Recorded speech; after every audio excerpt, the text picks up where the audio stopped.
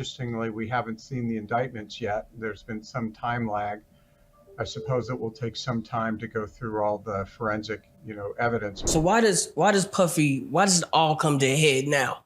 Why now? Why? Because he's the acceptable monster at this time, like R. Kelly was the last time I sat on this couch. So who's next? Acceptable monster. Y'all don't see the lineup? Oh, yeah, no. Yeah, we see the lineup. They say some secrets are too big to stay buried until the man who buries them starts selling shovels. Right now, 50 Cent isn't just dropping bombshells about Jay-Z's ties to Diddy's darkest scandals. He's buying them, one damning tape at a time. And what's on those tapes isn't just evidence of complicity. It's the kind of thing that turns plane crashes into crime scenes and record deals into trafficking operations. The whisper started with Diddy's documentary, the one Jay-Z mysteriously vanished from, but the real conversation isn't about what made the cut. It's about what didn't, and why 50's suddenly offering top dollar for footage that could rewrite the last 25 years of hip-hop. People close to him say he's sitting on proof that doesn't just implicate Jay-Z. It connects him, piece by piece, to a system where NDAs aren't just illegal tools, they're body bags for reputations. And then there's the question no one's asking out loud. Why would you need 25 non-disclosure agreements for a plane crash unless the crash wasn't an accident? The names floating around this, Jaguar Wrights screams about Aaliyah's demise being orchestrated, Cassie Ventura's freak-off party testimonies that somehow leave Jay-Z's name out, the way Rihanna's entire career started with a 16-year-old girl locked in an office until 3 a.m. They don't just suggest a cover-up. They paint a picture of something worse, a machine. One where Jay-Z isn't just a rapper who got lucky, he's the guy who decides who gets lucky. And Beyonce isn't just his wife. She's the one who makes sure the lucky ones stay quiet. The leaks are coming faster now, the lawsuits are stacking up, and the only thing moving slower than the justice system is Diddy's prison sentence, which, by the way, just got shortened last week. Coincidence? Or is someone making sure he doesn't talk too soon? Because the one thing everyone agrees on, when the rest of those tapes hit, the throne won't just be empty, it'll be on fire. If I didn't say anything, you would interpret it as hip-hop is fine with his behaviors. There's no one else being vocal. So you would look at it and just say, because that mind your business, or let me not say nothing about nothing, or those things, it would allow the entire culture to register as if they're for that. The first real crack in the story came when 50 Cent didn't just post about Jay-Z's absence from Diddy's Netflix documentary. He laughed about it.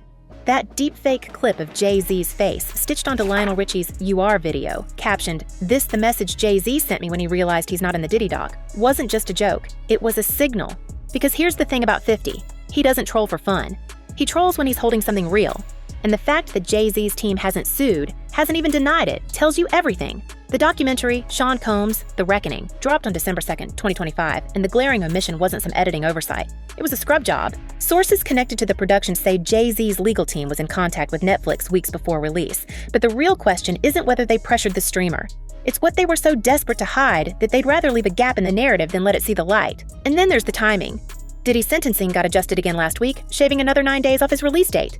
May 25th, 2028, they're saying now. Funny how these things keep changing when the leaks start flowing. Sean had to take responsibility for what he did as an individual. Sean is the one who pulled that gun out. Sean is the one who shot. So he has to take responsibility for that. What's being whispered in the circles that matter isn't about Diddy's 2 solicitation convictions. It's about the other charges he beat, the ones that would have buried him for life if they'd stuck. Racketeering, human trafficking, the kind of allegations that don't just ruin careers, they erase them. And Jay-Z's name was nowhere in the courtroom, not even as a witness, despite the fact that his and Diddy's paths had been tangled since the 90s. Since No Way Out, since the nightclub shootings, since the moment they both realized the game wasn't about music, it was about control. But here's where it stops making sense. When Cassie Ventura's lawsuit dropped in 2023, the one where she described being forced into freak-off sessions with male performers while Diddy watched, Jay-Z's name was missing. Not as a participant, not as a witness, not even as a bystander.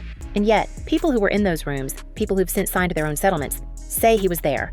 Not every time, but enough. The kind of enough that makes you wonder what else got buried under legal threats and 7-figure payouts. Because the one thing 50's documentary did include, footage of Diddy's lawyers panicking in a hotel room the night before his arrest, screaming about loose ends, plural, as in more than one, as in who else? As I said, never before seen footage of the days leading up to his arrest. Can you just talk a little bit about, was there anything that surprised you from that footage? The footage, well, I mean, I think it's rare to find someone who's being, talked about all over the country. All eyes were on him, so to speak. And it was really interesting to see his last days of freedom, The real tell, though, isn't what's in the documentary. It's what happened after. Within 48 hours of its release, 3 things occurred in quick succession.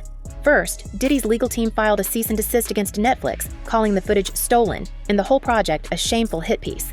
Second, 50 Cent posted, and then deleted, a screenshot of a text exchange with the caption, "They offered me 10 to cancel it. I said 20. No context, no names. Just the implication that someone was willing to pay millions to make this disappear. And third, a source inside Roc Nation, speaking on condition they not be named, told a reporter that Jay-Z had been on the phone with his lawyers nonstop since the doc dropped. Not about suing, but about damage control. The kind that doesn't involve courts. The kind that involves other kinds of pressure. Now, connect that to the fact that Jay-Z's last public statement on any of this was in December 2024 when he called the Jane Doe lawsuit. The one accusing him and Diddy of assaulting a 13-year-old. Heinous and a blackmail attempt. Not a denial, not an alibi. Just an accusation that the accuser was lying for money, which, if you've been paying attention, is exactly what people say right before the receipts drop. This morning, rap mogul Jay-Z is denying allegations he assaulted a 13-year-old girl alongside rapper Sean Diddy Combs. That civil lawsuit filed against Combs in October was amended Sunday to include Jay-Z. The accuser, identified only as Jane Doe, says she was assaulted by both men. And then there's the matter of the tapes. Not the ones in the documentary, the ones 50's been shopping around. The ones he's allegedly willing to pay top dollar for, the ones he's hinted contain celebrities, athletes, politicians. Plural, again. Because here's what insiders are saying right now. Diddy didn't just record his own parties, he recorded everyone's. And if Jay-Z was there even once, that footage doesn't just implicate him, it destroys him. Because we're not talking about a guy who got caught with his hand in the cookie jar. We're talking about a man who spent 3 decades crafting an image so airtight that even when the accusations fly, they bounce off. The respectable billionaire, the conscious rapper, the family man who just so happens to have a wife whose entire brand is built on female empowerment, while allegedly helping enforce the silence of women who've been hurt by the same system that made her rich. You start to see the problem. It's not just about what Jay-Z did, it's about what Beyonce knows, and more importantly, what she's willing to hide. How do you know I'm not a gangster? Or used to be a gangster? I've been in the music industry for 30 years. Yeah, the industry's filled with gangsters. The other piece of this that doesn't add up, the way the industry's been moving since the documentary dropped. Not just the usual damage control, the actual physical shifts. Like how Diddy's prison release date keeps getting adjusted, always in his favor, always by just enough days to make you wonder if someone's greasing wheels. Or how, 3 days after the doc premiered, a second Jane Doe filed a new lawsuit against Diddy. This one naming an unnamed male celebrity co-conspirator who matches Jay-Z's description to the letter. Age, height, even the scars from that 1999 stabbing incident. The filing's still sealed, but people who've seen it say the details line up too perfectly for it to be anyone else. And yet, Jay-Z's team hasn't commented. No denial, no outrage, just silence. The kind that's starting to feel less like strategy and more like admission. But the most damning part of all this isn't the lawsuits, or the tapes, or even the way Jay-Z's name keeps almost appearing in these filings. It's the pattern. Because if you look at the moments when his career really took off, the late 90s, when Biggie passed away and Diddy was vulnerable. 2001, when Aaliyah's plane went down and Beyonce's solo career miraculously launched. 2005, when Rihanna was signed at 16, there's a rhythm to it. A rhythm that looks a lot like Replacement. And the people who've tried to talk about it? Well, let's just say Jaguar Wright wasn't the first to disappear after asking too many questions about Aaliyah's demise. She's just the first to come back angry. And when she starts connecting dots, like how Jay-Z and R. Kelly were thick as thieves right up until Aaliyah passed away, or how the Best of Both Worlds album they made together vanished from history the second the heat got too hot, you start to realize this isn't just about one man's crimes. It's about a system, one where the bodies get buried, the careers get replaced, and the only thing that ever really changes is the name on the album cover. Weirdo. Don't you know what you got in your head, that neural link? You'll never outthink me. Ever. Now, here's where the story takes a turn. Because while everyone's been focused on Diddy's trial and 50's leaks, there's been a second conversation happening in the background. One about the other names on those tapes. The ones that aren't Diddy's. The ones that might explain why Jay-Z's team is so desperate to keep this contained. See, the thing about these freak-off parties isn't just that they happened, it's that they were documented. And not just by Diddy, by security, by assistants, by people who've since moved on to other jobs, other labels, other loyalties. And if even one of them decides to talk, the whole thing unravels. Because the question isn't just whether Jay-Z was in the room, it's whether he was running it. And if the answer's yes, then every hit record, every Grammy, every billion-dollar deal starts to look less like success and more like protection money. The kind you pay to keep the truth from ever seeing the light. The kind that's starting to look like it's running out. And that's when you notice the other names floating around this. Like how, in the weeks since the documentary dropped, 3 of Jay-Z's longest-standing business partners have suddenly distanced themselves. No explanations, no scandals, just quiet exits and deleted tweets. Or how, when a reporter asked Beyoncé's team for comment on the new Jane Doe filing, the response wasn't a denial. It was a threat. A cease and desist so aggressive it got leaked before it was even sent. The kind of move that doesn't just say back off. It says, we know what you're digging for. And that's when you realize this isn't just about what Jay-Z did. It's about what Beyoncé's been helping him hide. Because the one thing that's never made sense in all this, the way the women in his life, the ones he's supposed to protect, keep ending up as collateral. Aaliyah, Cassie. Now Rihanna's name's back in the mix, with people asking why a 16-year-old from Barbados was flown in private to sign a deal at 3 a.m. with no parents, no lawyer, just Jay-Z and a stack of papers. And the answer's always the same. Because that's how it's done. But here's the thing about systems like that. They only work until someone stops playing along. And right now, 50's not just refusing to play. He's rewriting the rules. And the first one is simple. Everything's for sale. Even the truth. Especially the truth. People know about this very public, long-standing feud that you've had with Sean Combs. So what brought you to this project? Well, I just want to make really hit television. I like the idea of it being exciting, and I picked this project and started working on it about 5 months before I found Alex. And I know that she has the artistic integrity that it would take to make it great. But the real kicker, the thing that's got people who know this world holding their breath, isn't just the tapes or the lawsuits or even the way Jay-Z's name keeps almost surfacing in these filings.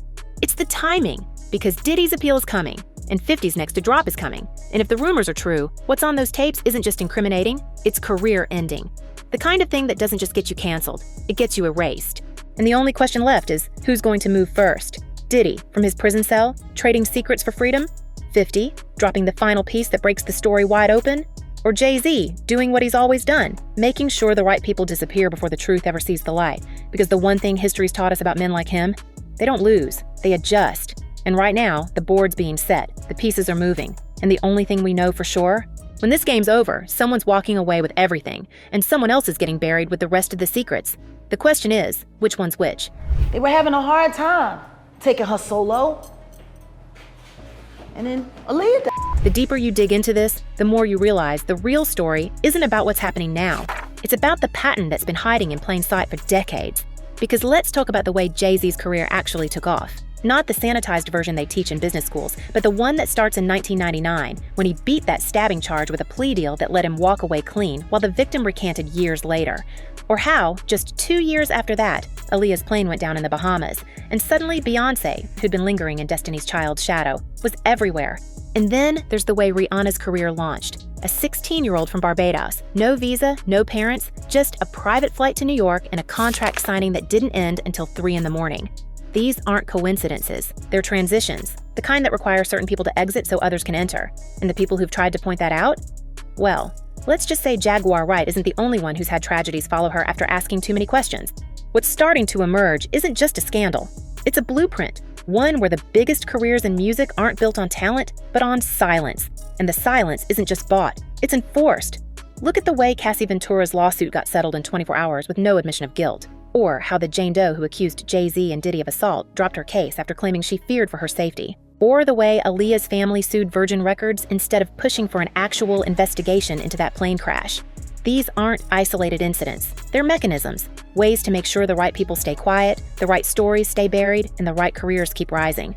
And if you trace the lines, they all lead back to the same few names, the ones who've spent years telling us they're untouchable. I think that the goal of what the film is trying to do is to let the audience kind of come in to ask questions like, in a trial where there's so much media coverage, before, during, and after,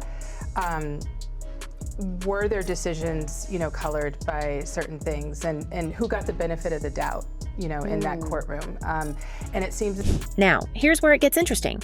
Because while everyone's been focused on Diddy's legal troubles and 50's leaks, there's been a second layer to this unfolding in the background, one that involves the people who've benefited the most from this system. Like how Beyonce's entire brand is built on female empowerment, yet she's never once publicly questioned the treatment of women in her husband's circle.